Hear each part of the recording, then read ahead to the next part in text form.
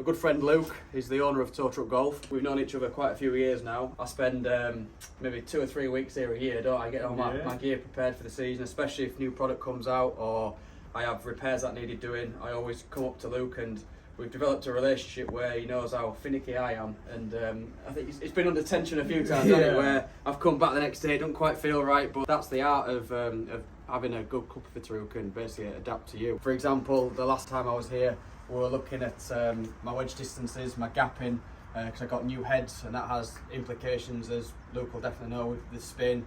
From the old faces to the new ones, and also take a couple of yards off, can't it, with the new faces, creating more spin. So little things like that are always taken in consideration.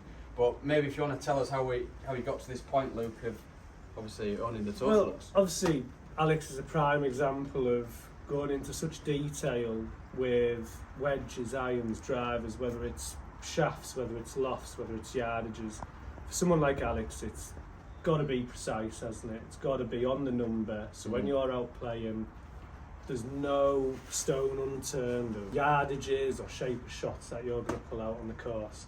But then what we've set up here is to try and reflect that into all standards of golfer. I'd spent a lot of time with TaylorMade as a tow fitter. This kind of experience of the truck and using proper golf balls, TrackMan, and then been able to go next door into the other truck, our workshop, and been able to build it like the players get on the PJ Tour, European Tour. If we can bring that experience to Alex, and then to the guy who's just been introduced to golf, they deserve that just as much as the guys on telly. And that's kind of the idea we're going for, and trying to put that to every golfer. Yeah, and I think from a fitting point of view, it's always been apparent to me that when you do get new players to the game, they often think that they're not good enough to get fitted, but the fact is that they're not good enough not to get fitted, which is like a totally different way of seeing it, and makes sense as well.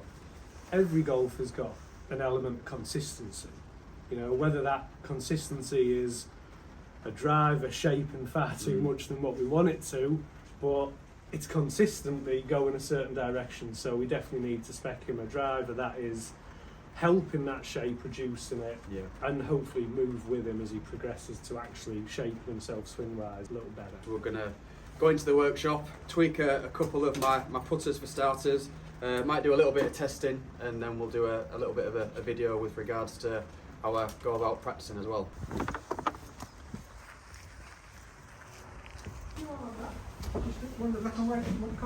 Everything in here gets built to spec, so we can carry wedges, we can carry irons, and be able to just build them straight away, really. Some customers like to watch how the process goes through, so they'll hang around while we do that. Drivers are obviously a little quicker. Driver wise, we would have generally every loft ahead in stock, and then we will move to a toolbox. We have Cobras, the same in the irons as well. Shafts for the drivers. We have endless drawers. There's so many options now to cater for every single golfer out there. So we try to carry as much as possible to make sure that customer gets a tour experience and walk away with their club as quickly as possible. So to cut a long story short, last week my putter, the whole bag fell off the back of the buggy. I noticed that it looked bent the following day. Thankfully it was on the 18th hole, but I still had a round to play. And got into putting green the following day, and I've noticed that something just didn't feel right as I looked down. You probably can't see it at the moment, but it was very minimal, but I noticed it. So I thought, it's bent. But thankfully, I got home and I had my own heat gun. I've taken it off and realised that it wasn't bent. It's just bent. It's just the fact that it wasn't a snug fit in the first place. So it just moved the glue. So it was just slightly prominent, which is a good sign really, because if the metal had been bent, that would have been game over for the putter. So we're here just trying to troubleshoot away a bit, maybe getting a slightly better fit with the shaft to the head, or just re-gluing it. I'm currently getting the Mickey taken out of me because I've got a resonance with or an attachment to feeling something that I've had for so long, such as this putter grip. Luke's laughing at me because obviously it looks horrendous. There's still tape hanging off the bottom. It was obviously a bodge job that I've done in my garage, but ultimately it performs, and I don't particularly like changing something if I've got a good feel for it. Like for example, I'll show you this in my bag. This I've had for at least 11 years, 12 years maybe. I'm sure some golf geek will quote me on that by seeing what make it was and then looking at when it was made. Comment below. Diablo. But yeah, as you can see, looks absolutely horrendous, but it works, and it's an extension of me, and I value that more than something that's brand new that doesn't particularly work or doesn't feel right. So here I've got a couple of my backup putters. I use the Oracle a lot, specifically for training, and sometimes it goes into the bag when I'm playing tournaments as well. But I'm predominantly messing around with, just tinkering around with a few different grips, and also different lengths as well. There's an argument to say that it really does affect your motor skill when you are changing lengths of putter, especially if you're on the SAM Lab or something that can tell you the far end of the far with your data analysis. But from a feel perspective, I like to chop and change, so it gives me like maybe fresh feelings as well, and I can always go back to the original putter, which I like to start with as well. And to be honest, it's very much a case of I've always stuck with the same thing, but throughout the season and every single year I do have moments where I do fancy a little bit of a change, so it's nice to have the options to just throw something different in the bag, even though it's always going to be the same face Zen wise, because I feel that's the best and most accurate putter face in golf. If I've got a long putter, then you see how it alters posture just by giving you a basic example like that. It alters eye line, it alters the way that you feel, the pressures in your feet. So there's lots of other things to consider, even though it's such a minute difference. Quarter of an inch can definitely have an effect on the way that you stand to the putter.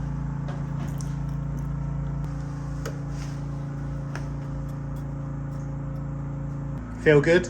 Yeah, it does.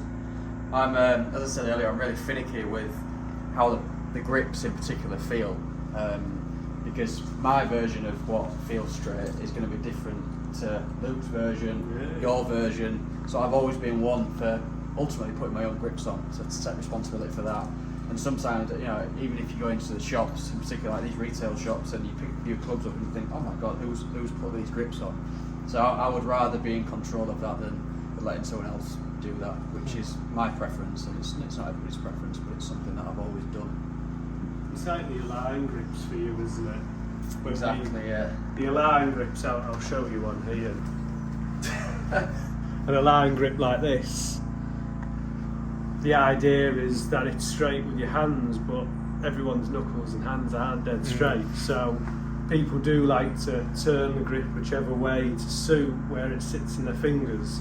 So even though that align, Golf Pride will say needs to be down the back, don't be afraid to play it in a slightly different way, whether you see the Golf Pride, the front logo a little left or a little right, depending on how you want the face angle to sit, you can have that grip aligned to that. On our spec sheets, we probably have more notes about grips than we do probably the shaft, the club head, because you can have so many options in how many layers of tape under your right hand, how many layers of tape under your left. Then do we stretch them out a little bit to find that middle ground of thickness? Then there's the weight of the grip, when you swing weight in the club you've got to account for as well. So there's a lot to a grip. It's a minefield. It's a touch to the golf club, isn't it? Exactly, yeah. Even down to the shaft, the shape of the shaft. This is why people often maybe have an extra layer under the right hand, because it's thicker at the top than it is going downwards. So it's obviously slightly thinner. Yeah. Not every shaft does that, obviously, but there's different types of shafts. There's so many different considerations that need to be taken into account, and it's often why people may get some new clubs and just say, well, it doesn't feel like it's the same as my old club. Well, there's so many variables that people just overlook. That's the biggest thing with grips for me, anyway. I don't think we've ever built a club exactly the same. It's impossible. There's someone who came 5 minutes ago, or came 5 years ago. Yeah. There's different heights, there's different swings, different hand size. You're just never ever going to get the same. Even when look at my last visit, unfortunately I broke my and this is on film actually, so you could even put this on.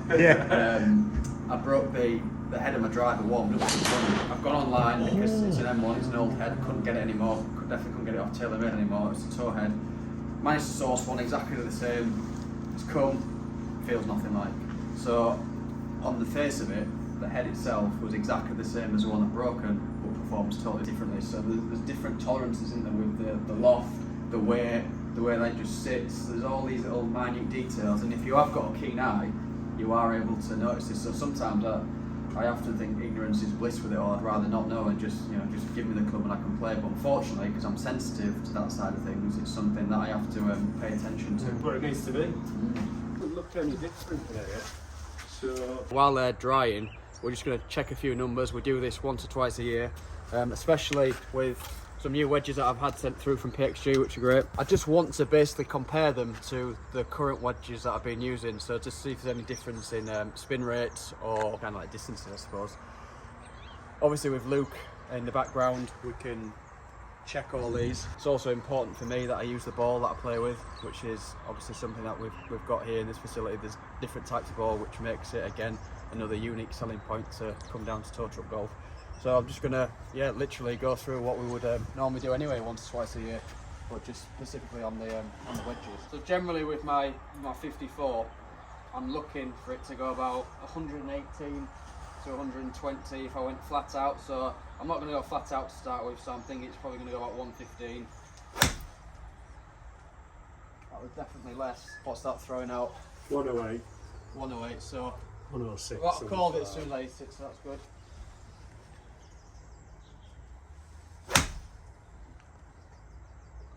Maybe a few yards more than the last one, so again just warming up, building up to full range of motion. 110, not far off.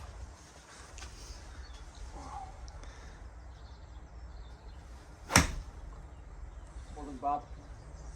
Again, probably a couple more than the last. Good question really for Luke to answer is, if you came here and it was blowing straight into the wind, and obviously that's going to affect your distance and the temperature as well, how does TrackMan normalise the figures to try and almost like fast forward you to the summer months where you're going to get a more accurate relative representation of the numbers that you're going to want? A little easier for us because we don't use any range balls, so there's none of that kind of 60% ball, 70% ball, where either the markers down the range represent what ball they use, where the markers might say 100 yards, but actually they're more like 80 to kind of cater for what type of ball they use.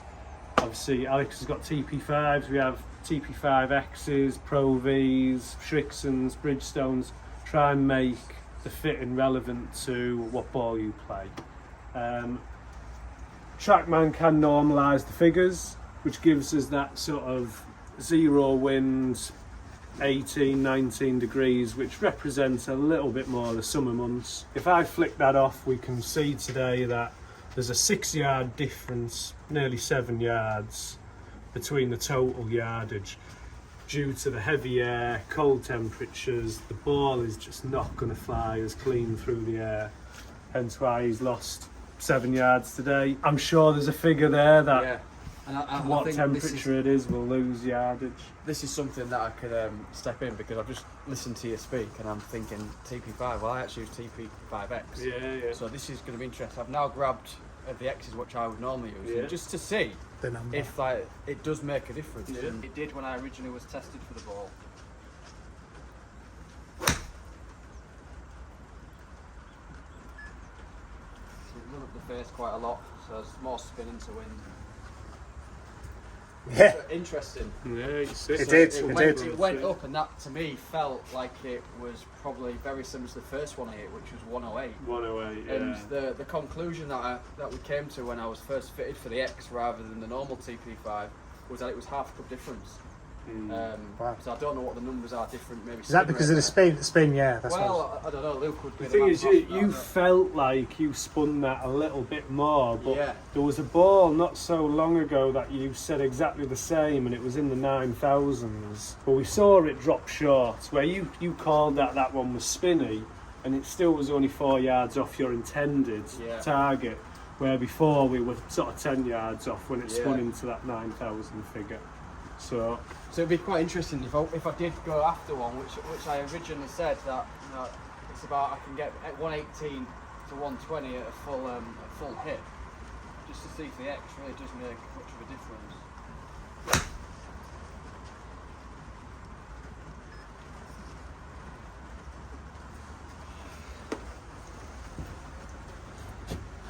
so not far off 118 in the cold temperatures that we'll get. So it does. It is interesting how the ball massively affects performance, and this is something. Well, one of the reasons why Luke has all the different balls available for you to try, and especially for what's to come. I think there's going to be ball fitting. Yeah, you were saying. Yeah, we've got. We're going to carry 4 of the Bridgestone balls. We're going to carry 3 of the Shrixons, that's the Z Stars, and the new Diamond ball that Kepka's playing. Bridgestone have obviously got some traction at the moment with the guys you're seeing on tour, whether it's Bryson, Tiger. I saw Jason Day, I think, is just kind of joining their little team, along with the TP5s and the Pro Vs we've already got. So I'd like to think we're catering for a lot of the market there, a lot of different types of golfers, different club head speeds really decides, and spin rates decide what ball we're going to put in play. So now I'm going to have to go and get some more TP5Xs. Abandon the 5s. And I thought it was just me. Well, that barrel's 125. Is it? Yeah, you're going to land it on top of it. Ooh, yard short. 122. Got to be 122. Yeah. Oh! Oh, he's found it. That was lovely. Just gave it the little What's toe. that? 98? 1 yard shy, I reckon. 99, yeah. It's alright. It's Little toe But draw that's there. just an example of how you would go through the bag to be very specific in measuring each iron, not just wedges. Do it with driver, do it with 3-wood, do it with the whole lot. So yeah, a little bit of an insight into just tuning in how to figure out your own yardage. It's good because this is real, really. So there's been a few erratic shots in there, but I'm not going to let it affect my psyche because I'm cold. I'm under I know what I'm doing, so it won't take me long to sort that out. And it's good just to get the little insight that we needed in order to keep the numbers fresh. A big thanks to Luke for allowing us to film today, and to for helping out me personally with my golf equipment, and it is more success in the future, and hopefully we'll be able to do more videoing from up here with the other Zen boys. I think it'll be really insightful and good for people to see. Yeah. If people want to book in and come down, where do they go? They'll find us very easily on social media. Our phone number's there, our email's there. Get in touch. We work off a booking only, so that's the idea of when people come down here. It's an experience. There's no one interrupting, no one getting in your way. It's just me and you and your clubs. So that's kind of the experience we tried to offer. Awesome. Thumbs up.